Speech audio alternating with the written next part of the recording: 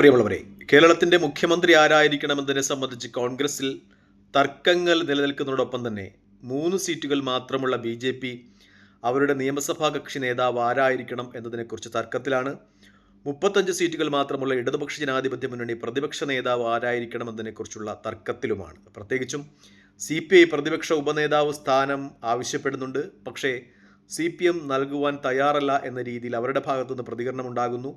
അങ്ങനെ പ്രതിപക്ഷ നേതാവിനെ തിരഞ്ഞെടുക്കുന്നതും അനിശ്ചിതത്തിലാണ്. ഒപ്പം 3 സീറ്റ് മാത്രമുള്ള ബി.ജെ.പിയും അവരുടെ നിയമസഭാ കക്ഷി നേതാവിനെ പരാജയപ്പെടുത്തുന്നതിൽ തർക്കങ്ങളുടെ നിഴലിൽ നിൽക്കുന്നു എന്നതാണ് ഏറ്റവും പ്രധാനപ്പെട്ട ഒരു വാർത്ത നിയമസഭാ ഇലക്ഷൻ ശേഷം. പക്ഷേ മാധ്യമങ്ങളുടെ ശ്രദ്ധ മുഴുവനും വിമർശകരുടെ ശ്രദ്ധ മുഴുവനും കോൺഗ്രസിലെ മുഖ്യമന്ത്രി തർക്കവുമായി ബന്ധപ്പെട്ടതാണ് എന്നതാണ് ഏറ്റവും പരമപ്രധാനമായ യാഥാർത്ഥ്യം. ഒരുപക്ഷെ മുഖ്യമന്ത്രി എന്ന് പറയുന്നത് സംസ്ഥാനത്തെ നയിക്കുവാനുള്ള ഒരാളായിരിക്കും. അദ്ദേഹത്തിൻ്റെ നയപരമായ തീരുമാനങ്ങൾ സംസ്ഥാനത്തെ ബാധിക്കുവാൻ സാധ്യതയുള്ളതുകൊണ്ടായിരിക്കാം മുഖ്യമന്ത്രി തർക്കത്തിൽ ആളുകൾ ശ്രദ്ധ കേന്ദ്രീകരിക്കുന്നത്. പക്ഷേ മറ്റുള്ള 2 മുന്നണികളിലും അവിടെയും തർക്കങ്ങൾ നിലനിൽക്കുന്നു എന്ന് തന്നെയാണ് 2026 നിയമസഭാ ഇലക്ഷൻ കഴിഞ്ഞതിന് ശേഷമുള്ള ഏറ്റവും പരമപ്രധാനമായ ഒരു യാഥാർത്ഥ്യം. പ്രത്യേകിച്ചും കോൺഗ്രസ് പ്രവർത്തകർ ഒന്ന് വിജയാഹ്ലാദം പോലും നടത്തുവാൻ കഴിയാത്ത വിധം ധർമ്മസങ്കടത്തിലായിട്ടുണ്ട്. അവരുടെ വിജയാഹ്ലാദ പ്രകടനങ്ങളൊക്കെയും താൽക്കാലികമായി നിർത്തിവെക്കപ്പെട്ടിരിക്കുകയാണ്. അതിനുശേഷം നീണ്ട 8 ദിവസങ്ങൾ മുഖ്യമന്ത്രി ചർച്ചയുമായി ബന്ധപ്പെട്ട വിവാദങ്ങൾ ഇങ്ങനെ കൊടുമ്പിരി കൊണ്ടിരിക്കുകയാണ്. വിവിധ തലത്തിലുള്ള നേതാക്കന്മാരെ, സഖ്യകക്ഷി നേതാക്കന്മാരെ ഒക്കെ AICC ബന്ധപ്പെടുന്നുണ്ട്. എല്ലാവർക്കും മെരിറ്റുണ്ട്.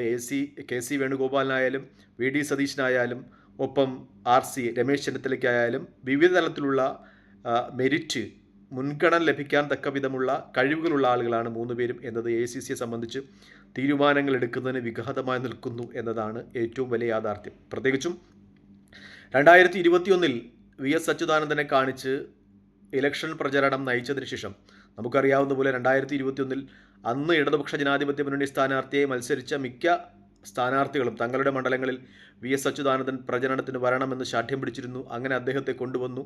അങ്ങനെ VSന് അനുകൂലമായ ജനകീയ വികാരം വോട്ടായി രേഖപ്പെട്ടു. അങ്ങനെയാണ് 2016 ഇടതുപക്ഷ ജനാധിപത്യ മുന്നണി സർക്കാർ അധികാരത്തിൽ വരുന്നത്. അതിനുശേഷം VS അച്യുതാനന്ദനെ വെട്ടിനിരത്തി അദ്ദേഹത്തെ പിന്നീട് ഭരണഘടനാ പരിഷ്കരണ കമ്മീഷൻ ചെയർമാൻ എന്ന പദവി കൊടുത്ത് ഒതുക്കി. അതിന് സമാനമായ ഒരു സാഹചര്യമാണ് ഇപ്പോൾ കോൺഗ്രസിൽ രൂപപ്പെട്ട് വരുന്നത് എന്നതാണ് ഏറ്റവും പരമപ്രധാനമായി ചർച്ച ചെയ്യേണ്ടത്. VD സതീശൻ എന്ന് പറയുന്നത് ഈ തെരഞ്ഞെടുപ്പിലെ ഏറ്റവും പ്രധാനപ്പെട്ട ആകർഷണ കേന്ദ്രമായിരുന്നു.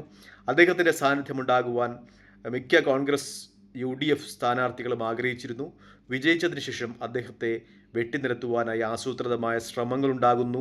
അത് വിരോധാഭാസം എന്ന് പറയേണ്ടിയിരിക്കുന്നു എന്ന് തന്നെയാണ് ഏറ്റവും പരമപ്രധാനമായ ഒരു യാഥാർത്ഥ്യം. പ്രത്യേകിച്ചും KC വേണുഗോപാൽ അദ്ദേഹം ഇലക്ഷന് മുമ്പ് മാധ്യമങ്ങൾക്ക് കൊടുത്ത അഭിമുഖങ്ങളിലൊക്കെയും പറഞ്ഞത് കേരളത്തിലെ മുഖ്യമന്ത്രി സ്ഥാനാർത്ഥി പദത്തിൽ അതിന് അവകാശവാദം ഉന്നയിക്കുന്ന ആളുകളുടെ പേരിൽ നിന്ന് എൻ്റെ പേര് വെട്ടിമാറ്റിക്കോ, താൻ അതുമായി ബന്ധപ്പെട്ട യാതൊരു ചർച്ചകൾക്കും വരുന്നില്ല, യാതൊരു വാദങ്ങൾക്കും താൻ ഉണ്ടാകില്ല എന്നാണ്. പക്ഷേ VD സതീശൻ വളരെ വ്യക്തമായി പറഞ്ഞു 100+ സീറ്റുകൾ UDF നേടും. അങ്ങനെ നേടുകയാണെങ്കിൽ തൻ്റെ പേര് പരിഗണിക്കപ്പെടേണ്ടതുണ്ട്. പക്ഷേ 100-ൽ അധികം സീറ്റുകൾ നേടിയില്ല എങ്കിൽ ഒരുപക്ഷെ പരാജയമാണ് UDFനുണ്ടാകുന്നതെങ്കിൽ താൻ രാഷ്ട്രീയ വനവാസത്തിന് തയ്യാറാകും.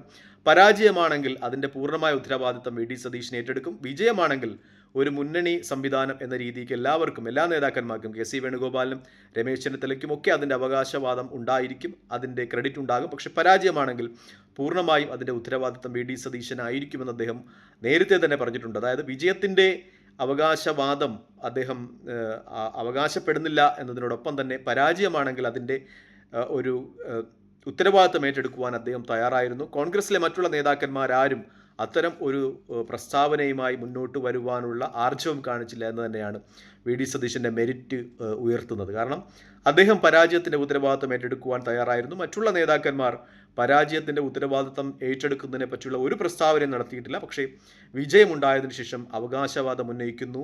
ഇപ്പോൾ MLA-മാരെയൊക്കെ സംഘടിപ്പിക്കുന്നു, MP-മാരെ സംഘടിപ്പിക്കുന്നു, അധികാരത്തിൽ കുറുക്ക് വഴികളിലൂടെ എത്താൻ ശ്രമിക്കുന്നു എന്നു തന്നെയാണ് ഈ രാഷ്ട്രീയ നിരീക്ഷണം നടത്തുന്ന ഒരാളെന്ന രീതിയിൽ, സംസ്ഥാനത്തിൻ്റെ രാഷ്ട്രീയം നിരീക്ഷിക്കുന്ന ഒരാൾ എന്ന രീതിയിൽ എനിക്ക് തോന്നിയിട്ടുണ്ട്. നേരത്തെ VS അച്യുതാനന്ദൻ്റെ സംഭവം പറഞ്ഞതുപോലെ VS അച്യുതാനന്ദൻ്റെ കാണിച്ച് മണ്ഡലങ്ങളിൽ വോട്ട് വാങ്ങി വിജയിച്ച ആളുകൾ പിന്നീട് പിണറായി വിജയനാണ് അധികാര കേന്ദ്രമെന്ന് മനസ്സിലാക്കി പിണറായിക്കൊപ്പം കൂടിയതുപോലെ ഇപ്പോൾ ഇവിടെ KC വേണുഗോപാലാണ് അധികാര കേന്ദ്രം എന്ന് മനസ്സിലാക്കി KC വേണുഗോപാലിനൊപ്പം കൂടുന്നു എന്നു തന്നെയാണ് ഇന്നും ഇന്നലെയുമൊക്കെ നമ്മൾ കേരളത്തിൻ്റെ രാഷ്ട്രീയം വിശകലനം ചെയ്യുമ്പോൾ വ്യക്തമാകുന്നത്. എന്തായാലും മുൻ KPCC പ്രസിഡന്റുമാരിൽ മുരളീധരൻ മാത്രമാണ് വ്യക്തമായും VD സതീശനെ അനുകൂലിക്കുന്നത്. അദ്ദേഹം പറയുന്നത് ജനവിധി മാനിക്കണമെന്നാണ്.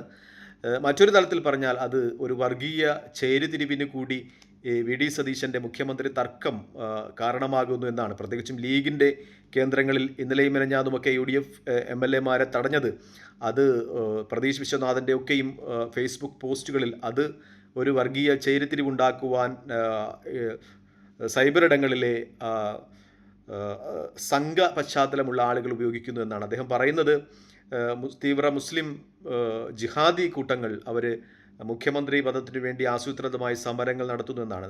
ഈ സത്യം പറഞ്ഞാൽ തീവ്രമായി ചിന്തിക്കുന്നു എന്ന് കരുതുന്ന SDP അവർ എന്തു വില കൊടുത്തും സതീശൻ മുഖ്യമന്ത്രി സ്ഥാനത്ത് വരുന്നത് തടയണം എന്ന് വിചാരിക്കുന്ന ആളാണ്. പിന്നെ ഏതു വിഭാഗത്തിലുള്ള ആളുകളാണ് സതീശന് വേണ്ടി വാദിക്കുന്നത് എന്ന് പ്രതീഷ് വിശ്വനാഥൻ്റെ ഒരു പ്രസ്താവനയിൽ നിന്ന് വ്യക്തമാകുന്നില്ല. ഓർത്തഡോക്സ് സഭയും അതുമായി ബന്ധപ്പെട്ട ചില പ്രസ്താവനകൾ നടത്തുന്നുണ്ട്. അവർ VD സതീശനെ അനുകൂലിക്കുകയാണ് ചെയ്യുന്നത്. ജനങ്ങളുടെ വികാരം മനസ്സിലാക്കണമെന്ന്. പക്ഷേ സീറോ മലബാർ സഭയുടെ ഒരു പ്രസ്താവന ഉണ്ടാകുന്നത് അത് ലീഗിൻ്റെ കേന്ദ്രങ്ങളിൽ മുഖ്യമന്ത്രി പദം ആരായിരിക്കണം എന്നത് സംബന്ധിച്ച് അവർ കൂടുതൽ വാദഗതികൾ നടത്തുന്നത് നല്ലതല്ല എന്ന രീതിയിൽ സീറോ മലബാർ സഭയുടെ ഒരു പ്രസ്താവന ഉണ്ടാകുന്നു. അങ്ങനെ കേരളത്തിൻ്റെ മുഖ്യമന്ത്രി തർക്കം കോൺഗ്രസിൻ്റെ അത് വിവിധ രൂപങ്ങൾ വിവിധ ഭാവങ്ങളിലേക്ക് പോകുന്നു എന്നതാണ് ഏറ്റവും പരമപ്രധാനമായ ഒരു യാഥാർത്ഥ്യം. ഇത്രയും പെട്ടെന്ന് തന്നെ ഹൈക്കമാൻഡിൽ ഒരു തീരുമാനം ഉണ്ടാക്കേണ്ടതുണ്ട്. പ്രത്യേകിച്ചും തീവ്ര സംഘസ്വഭാവമുള്ള ചില സംഘടനകൾ ഇതിൽ കുത്തിത്തിരിപ്പുമായി മുന്നോട്ട് വരുന്നുണ്ട് എന്ന ഒരു കാര്യം കൂടിയുണ്ട്. പ്രത്യേകിച്ചും കേരളം അവരുടെ ഒരു ടാർഗറ്റായി നിൽക്കുന്നുണ്ട് പശ്ചിമബംഗാളിൽ അധികാരം പിടിച്ചതിന് ശേഷം എന്ന ഒരു പ്രസ്താവനയുണ്ട്. എന്തായാലും 3 സീറ്റുകൾ മാത്രമുള്ള കേരളത്തിലെ BJPക്ക് NDAക്ക് നിയമസഭാ കക്ഷി നേതാവിനെ തിരഞ്ഞെടുക്കുവാൻ സാധിച്ചിട്ടില്ല. ഒപ്പം 35 സീറ്റുകൾ മാത്രമുള്ള ഇടതുപക്ഷ ജനാധിപത്യ മുന്നണിക്കും പ്രതിപക്ഷത്ത് ആര് നയിക്കണമെന്നതിനെക്കുറിച്ചുള്ള തർക്കത്തിലാണ്. പക്ഷേ കോൺഗ്രസിൻ്റെ തർക്കമാണ് ഇപ്പോൾ മാധ്യമങ്ങൾ ചർച്ച ചെയ്യുന്നത് എന്നത് ഏറ്റവും പ്രധാനപ്പെട്ട ഒരു കാര്യമായി നമ്മൾ വിശകലനം ചെയ്യേണ്ടതുണ്ട്. എന്തായാലും KC ആയാലും VD ആയാലും ഒപ്പം രമേശ് ചെന്നിത്തല ആയാലും അവരുടെ കഴിവുകൾ അത് തീർച്ചയായിട്ടും വിലമതിക്കപ്പെടേണ്ടത് തന്നെയാണ്. പക്ഷേ VD ജനങ്ങൾ പിന്താക്കുന്നതിനുള്ള ഏറ്റവും പ്രധാനപ്പെട്ട കാര്യം അദ്ദേഹം പരാജയപ്പെടുകയാണെങ്കിൽ അതിൻ്റെ ഉത്തരവാദിത്തം ഏറ്റെടുക്കുവാൻ തയ്യാറായിരുന്നു എന്ന് മാത്രമല്ല മറ്റൊരു കാര്യം കൂടിയുണ്ട്. കാരണം MP മാർ മത്സരിക്കില്ല എന്ന് പറഞ്ഞു, അതിനുശേഷം ഇലക്ഷൻ നടന്നു, വോട്ട് പെട്ടിയിലായി, വിജയിച്ചു. അതിനുശേഷം മുഖ്യമന്ത്രി സ്ഥാനത്തേക്ക് ഒരു MP രാജിവെച്ച് വീണ്ടും മത്സരിച്ച് വിജയിച്ച് MP ആകുന്നത് അത് ജനങ്ങളെ പറ്റിക്കുന്നതിന് തുല്യമായിരിക്കും എന്നൊരു വിശകലനം കൂടി എനിക്കുണ്ട്. കാരണം MP മാർ മത്സരിക്കില്ല എന്ന് നേരത്തെ തീരുമാനിച്ചതാണ്. അതിനുശേഷം ഇലക്ഷൻ കഴിഞ്ഞതിന് ശേഷം ആ തീരുമാനത്തിന് വിഘാതമായി മറ്റൊരു രീതിയിൽ ജനങ്ങളെ പറ്റിക്കുക അല്ലെങ്കിൽ ജനങ്ങൾ കൊടുത്ത വാക്ക് ലംഘിക്കുക എന്ന് പറയുന്നത് കോൺഗ്രസ് പ്രസ്ഥാനത്തെക്കുറിച്ച് പോലെയുള്ള ജനാധിപത്യ മൂല്യങ്ങൾ വെച്ച് പുലർത്തുന്ന ഒരു പ്രസ്ഥാനത്തിന് എത്രമാത്രം അഭികാമ്യമാണ് എന്നൊരു ചിന്ത കൂടി ഇവിടെ വരുന്നുണ്ട്. തൽക്കാലം ഈ വീഡിയോ ഇടവാങ്ങിയാണ്. മറ്റു വീഡിയോ കാണുന്നവരെ നന്ദി, നമസ്കാരം, ജയ് ഹിന്ദ്. വീഡിയോ ഇഷ്ടപ്പെടുന്നുണ്ട് ലൈക്ക് ചെയ്യുക, ഷെയർ ചെയ്യുക, കമൻറ്റ് ചെയ്യുക. മറ്റു വീഡിയോ കാണുന്നവരെ ജയ് ഹിന്ദ്.